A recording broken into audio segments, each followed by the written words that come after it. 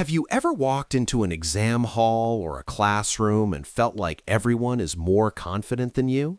The truth is, most confident people feel nervous too. They just do a few things differently in the first 30 seconds. Usually, we look at our phone, scroll TikTok, slouch, and think, everyone is judging me. Before a test or speaking in class, our brain goes into full panic mode. But confident people feel the same stress, they just react differently. First, they fix their posture. Stand up straight, shoulders back, chin up. Your brain gets the signal that you're in control.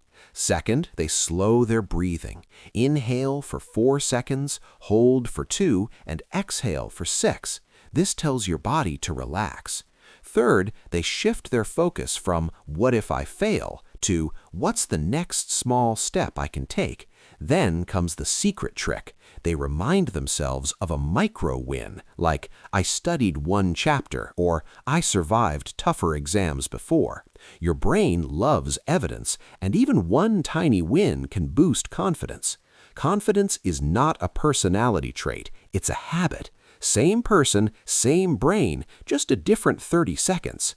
So tonight, before studying, before talking to someone, or before posting that video, try this 30-second reset. Posture, breathing, and one tiny win.